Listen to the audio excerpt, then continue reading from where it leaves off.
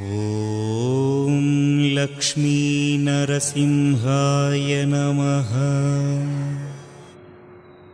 శ్రీ లక్ష్మీ నరసింహస్వామి వారు స్వయంభూగా వెలిసిన యాదాద్రిపైనున్న శ్రీ పర్వతవర్ధిని రామలింగేశ్వర స్వామి వారి ఆలయంలో నేడు జరిగిన శివపూజను తిలకించి స్వామివారి అనుగ్రహాన్ని పొందండి.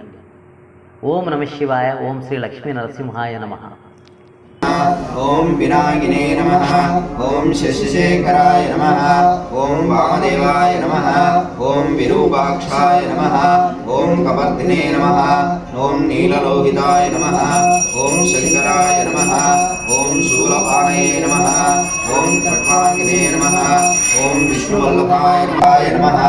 ఓం భక్తవత్సలాయ నమః. ఓం భవాయ నమః. ఓం శివాయ నమః. ఓం త్రిలోకేశాయ నమః. ఓం కామారయ నమః. ఓం అంధకాసురదూతనాయ నమః.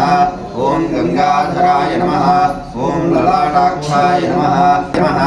ఓం పరిణవస్థాయ నమః. ఓం మృగపాణయే నమః.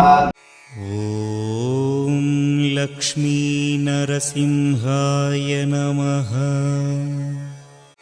ఓం లక్ష్మీ నరసింహాయ నమః.